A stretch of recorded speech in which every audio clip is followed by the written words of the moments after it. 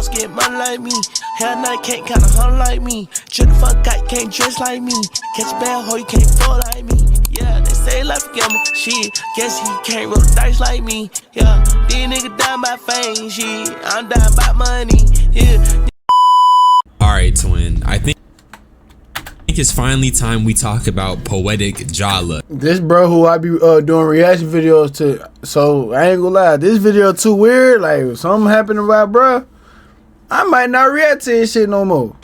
Because after educating myself on this nigga, I can confidently say he is a creep, he's a coon, and most importantly, he is a grifter. He a coon. Of course. And I also want to say shout out to Point and Shoot Forever for covering all of this and providing all of the information, because without him, we would not have seen just how much of a two-faced liar Poetic Jala is. From perpetuating anti-black sentiments to even cozying up with white supremacists, Poetic Jala is a pro-black grifter in every sense of the word. But not only is he a grifter, but he is allegedly a creep and potentially a predator. But if you're curious on this, twin, you might as well come and tap in. Comment for the algorithm. So to keep this video simple, I'm just gonna go clip by clip, anti-black rhetoric by anti-black rhetoric, and I'm gonna commentate on it. Shout out to Point and Shoot, because he's the reason I've been able to see all of this. He's the one who really broke the story first, and without him, we would not be here. He deserves way more praise than me, so go and check him out. But let's get to the first clip, and this is Poetic Jala defending Danny Mullen. Be like, okay, a black guy's yelling at me, I guess I gotta do it. And that's why I love Danny. I told you, right? This is why I think Danny is the greatest white boy ever. Cause like, for example, white boys who will like come here,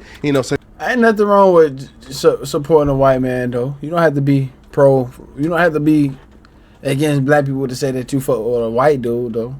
I ain't gonna just throw him under the bus yet. Oh my God, I'm so sorry. You know, Black Lives Matter type, right? Just bend over, right? Yo, actually, let me shut the fuck up because I don't know who the fuck he talking about. So let me shut the fuck up.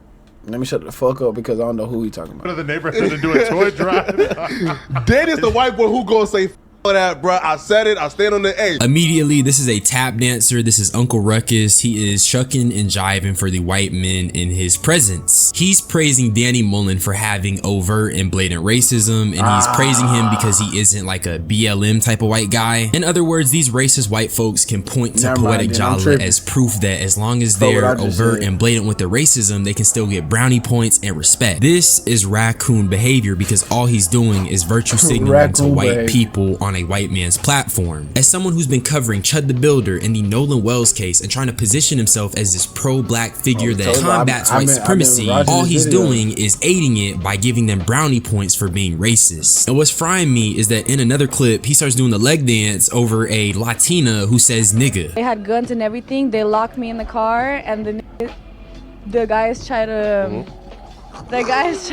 Ooh, they about to get your ass. Oh boy, they about to listen. The Reddit about to. Look at his build. First of all, fuck everything else. Just look at his build. Like this nigga shit sloppy, goofy. Like look at his shit though. Get the fuck out the way. Like y'all see his shit. Look at his feet. Look at his like no. His ass don't got no confidence.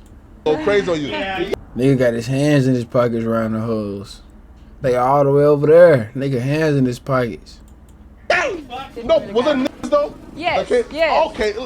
I'm sorry. We all hate. I don't. She has a trauma past. I try to kill her. Exactly. Right? Is that a thing? That's a thing? Listen, I'll be real. But if a white person try to kill me, sorry. You know? So they. Put up. Go ahead.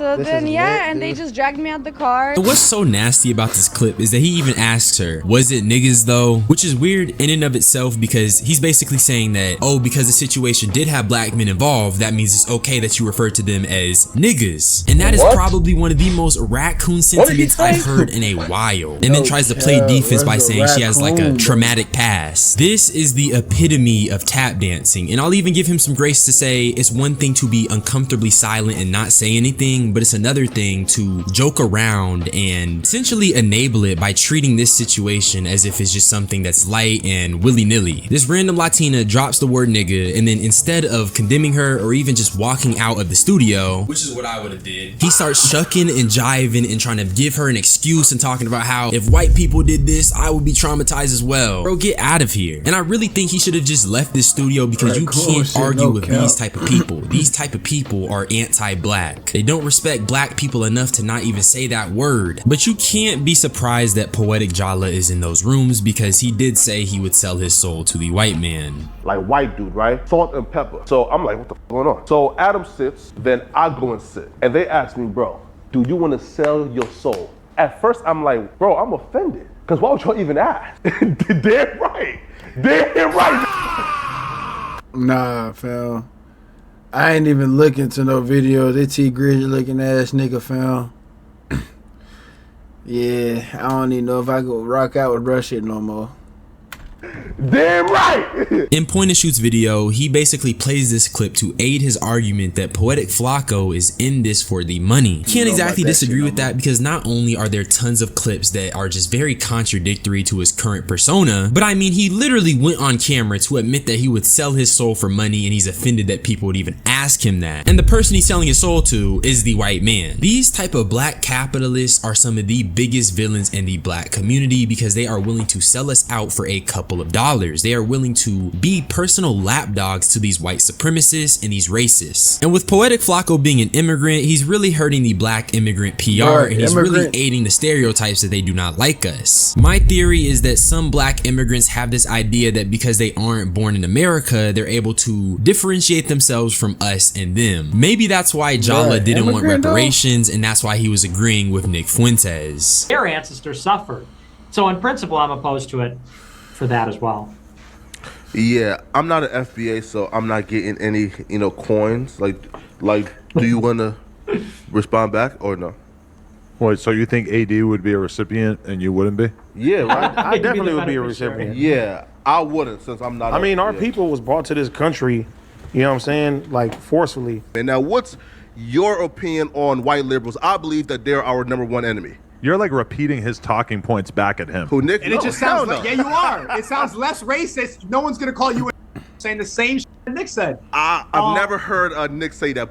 But go ahead, Nick. Keep in mind, bro, Nick Fuentes is literally just a white supremacist. He's a white nationalist. He does not like black people, and he is regularly saying the N-word. But you got Poetic Jala, this money-hungry hippo, only worrying about whether or not he'll be a recipient of the reparations that black Americans could potentially receive. And then in that second clip, Jala gets called out for repeating Nick Fuentes' talking points back at him. But what stood out to me is how he said that white liberals were their number one enemy. Don't get me wrong, I think that white folks that LARP as left-leaning and liberals, they can be a problem, but to say they're our number one enemy is just crazy in and of itself, because we have the MAGA people, we have the conservatives, we have the Republicans, we have the far right, we have the extreme right, the radical right. We have all these people that are right on the Overton window that you could actually have beef with, but you're choosing white liberals as your number one enemy. That doesn't make sense to me. The problem with modern day America is that people are on the right. There is no reason to be on the right. To be on the right is to be anti-human. What exactly are conservatives trying to conserve if not racist America? If you want a better future, you have to be open to new ideas, you have to be open to loving people, and you have to be open to actually changing what is from the past. So I just can't get down with this guy saying that liberals are the number one enemy and agreeing with everything a white supremacist is saying. And keep in mind, this is the same guy that is now masquerading as a pro-black voice and a pro-black liberation type of commentary figure. He is full of shit. Since I don't want to just flat out rip Point and Shoot's video, I'm just going to talk about this blog post from 2016 where Poetic Flakko is talking about how black people should not be in the Democrat Party. If you're a Negro and reading this, chances are you identify as a Democrat, but are you really a Democrat? In the mind of the average impoverished black person, Democrat equal free stuff. Free stuff,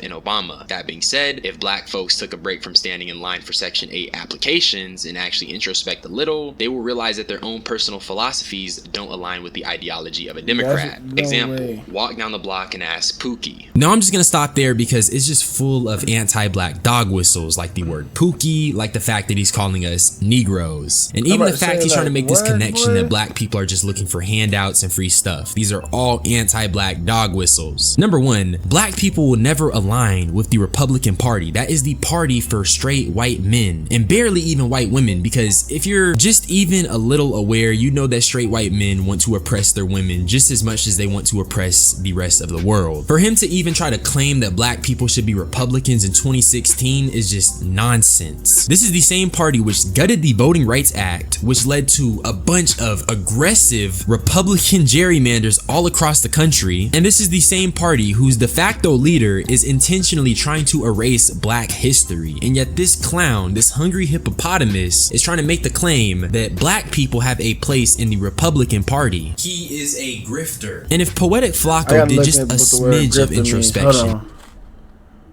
Let me look that shit up real quick. I'm tripping. Y'all just seen my thumbnail.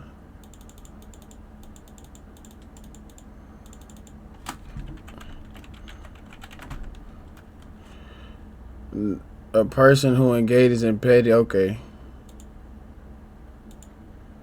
In just a smidge of research, he'd understand why black people have suffered economically. The effects of slavery are felt well into the modern era, but these white supremacists and these racist white folks want you to believe that's not the case. Everything that black people go through stems from the fact that we have not been properly compensated and not properly liberated from the harmful effects of slavery. It goes beyond reparations because these systems we live in are fundamentally built on the suffering of black people. So for him to say something as brazen as this and as confident as this in a 2016 blog post tells you exactly who Poetic Jala is. He's not this pro-black man. He's not this face of black liberation. He's a hungry hippo and he loves money. That's exactly why he said he'd sell his soul to the white man. Now let's talk about Jala's super vague response to all of the criticism. Who had a real critique. And the comment was, Flakko, you got some explaining to do. In the comment section and like in the thread, sorry, not threads, but the replies of the YouTube comments, not threads, because threads are a whole different thing. But in the replies, there were people pointing out, bro, Flakko, we've seen videos of you as a conservative. Now you're more left-leaning. What happened? What was the change? Why did you change? What's going on? And I certainly feel like, one, nobody is above accountability. Two, nobody is above being called to the carpet and taking accountability. And immediately, Poetic Flakko is being disingenuous because it goes beyond him being a conservative. People want you to address the various clips of you being anti-black. They want you to address the times that you was talking to Nick Fuentes. They want you to address all the times that you were in these white spaces and disparaging black people. It's not just you being conservative and you being born into a conservative household, which is what he's gonna say. So let's continue. I spent a lot of my life in North Dakota, right? And North Dakota is overwhelmingly conservative, is Republican. Like mostly, like damn near everybody, like I know is conservative in North Dakota. It's one of those things where you don't really even think about it. Even like certain quote unquote Democrats or conservative, it's just a place where conservatives are, all right? Like North Dakota is just overwhelmingly conservative. It's probably one of the most conservative places on planet Earth. I was even raised in a really conservative household. My father was a conservative African man. To this day, he's still conservative. To this day, my father is still conservative, and he don't even live in America anymore. Now, don't get me wrong. If you grow up conservative, you're gonna have some pretty lame views. But my question is, did growing up in a conservative household mean that it would be okay to just converse very casually with anti-black people like Nick Fuentes? Did being a conservative teach you to laugh off and excuse Latino? I mean, no racist shit. I'm not a conservative or a goddamn. I don't give a damn about neither one of that shit. But you can talk. You don't like. You could talk to a motherfucker and not be on some fuck shit. Like it depends. But like I said, I don't know who dude is though. Bro, just is the type of person. Like either way though, a conversation. You can most definitely have a conversation with somebody. Either way, fuck that. Saying the N-word in a room full of non-black people? Did growing up as a conservative teach you to shuck and jive? He's not actually addressing those clips, he's just saying that he was a conservative. And that's all this video really is. It's him saying that his line in the sand was the fact that white nationalism and white supremacy was on the rise. That was his wake-up call from conservatism. It was when Trump came back and he started seeing all these people going full mask off with their white supremacy. Even though all these white supremacists have been very, very obvious the entire time. It was very obvious when he was on call with Nick Fuentes, who had been banned from many platforms at that time and is still very obvious in the modern era of 2026. And here's the thing, bro, even after he says I'm sorry, he goes on to say that he's a moderate, but his politics don't come before the mission of black liberation. I apologize and I take full accountability for everything, all right? People have wondered, Flakko, what exactly is your politics? I still consider myself a moderate. Again, if you watch this channel, like, you're not surprised that Flakko is a quote unquote moderate. So I do consider myself a moderate. But again, my politics don't come before my mission of black liberation. And I'm just gonna have to fully disagree with this because you cannot be moderate and be pro-black. I honestly think the only way you can be pro-black is to be extremely left-leaning. Black people are at the bottom of the food chain in this racist system. We don't need any tepid or lukewarm moderates or lukewarm centrists. We need people that are radical and are to the left. You can't claim to be for black liberation while straddling the middle, while straddling the fence. And to me, that's that grifting fence-sitter behavior that's poking out in this apology video. But look, I know I didn't go over it as in-depth as I could, but frankly, all he's doing is just repeating the same points over and over. How he was conservative, how he woke up because white nationalists have finally taken off the mask, and how that was his line in the sand. He doesn't actually address any of the damning clips. It's a 9-minute video trying to get the narrative back on his side. But I won't let him do that, because what I really want to talk about is the whole nonsense with this 17-year-old girl who he allegedly paid to get some box out of. Is Nolan Wells a kid in your eyes? The 18-year-old that died with all them white people. Was he a kid in your eyes? Contradicting again. Was he a kid in your eyes? Yes or no? Again, we exposing you for. Was he a kid? Yes or no? Again, you're trying to deflect. He won't answer the question. There's a reason. Nolan Wells was a kid at 18 when he died with all them white people with that little girl you paid for that was freshly 18 when she put 2024/2025 and her birthday's November 7th. That only leaves 2 months of 2024 where she was of age. That's scary. That's scary. That's what you should be answering to.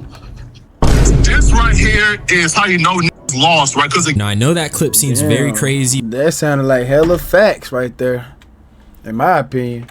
But let me give you guys some context. As we've established, Poetic Jala, he be paying for the box. But in this particular instance, he paid an 18-year-old for some box. The man who was talking to Jala is asking him if he considers Nolan Wells, who was an 18-year-old when he died, as a kid. Why did this change when he paid an 18-year-old for the box? But the story gets even crazier because this particular 18-year-old was born on November 7th in 2006. And I'm gonna show you later, but she posts on Instagram saying that her and Flakko were involved from 2024 to 2025. And based on the fact that she has a late November birthday, that would mean that from November 7th and onward, that's when she turned 18. But if she was involved with him from 2024 to 2025, that would mean that Poetic Flakko was paying an underage girl for the box. And that's why this guy is arguing with him on this podcast. And that's what we're going to talk about in this section. Hey, you about to look stupid. You know they clipping this, right? Stop deflecting. Hey, did you pay for the 18? Because I'm being nice calling her 18-year-old. Somebody called you a liar. You're a fraud and a liar. Get the proof, ass. Hang up. Are you done? Again, bro, you's a nigga. Right. And look at this. She is. I'm being nice, bro. No, it's changing, right? No. She. Get your proof. Oh my God. Proof online for everybody to see. You see how guilty this sounding, right? Hey, bro. Hey, listen. Hey, listen, bro. Hey, why you so upset, bro? And that's a man named Munchie B confronting him on the No Jumper podcast and just merely asking him a simple question. Did you or did you not pay an 18-year-old for the box? But instead of clearly just answering that with a yes or no, Poetic Jala is just crashing out and yelling on the phone. And just like Munchie B said, this man sounds so guilty because if it was just an 18-year-old, if this was nothing to be worried about, and if it was perfectly legal, he wouldn't be crashing out, he wouldn't be getting out of character, he wouldn't risk having veins pop out all over his hippopotamus body. He would just answer the question in a calm manner and defend himself. But instead of just calmly defending himself, he proceeds to yell on the phone. And then the following day, this is what Munchie B had to say. On her story, she say, I'm not explaining nothing. You know what I'm saying? We was effing from 2024 to 2025. 2024, she was 17.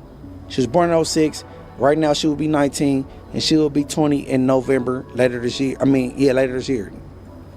Or is it December? Yeah, okay, November later this year. You is a predator. I wish the audio didn't mess up earlier so I could play the rest of it, but I'm gonna make it a whole different video so I can just play that whole thing when you was sounding dumb on the phone. I just made you look stupid on B-Team. The Tuesday show when he called in, where's the proof? Where's the proof? He called me a BITCH, whatever. He called me a bitch.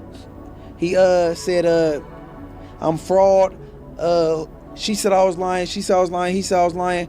Bro, right here on the screenshot, the girl said that y'all girled in 2024, 2025. She's 19 right now.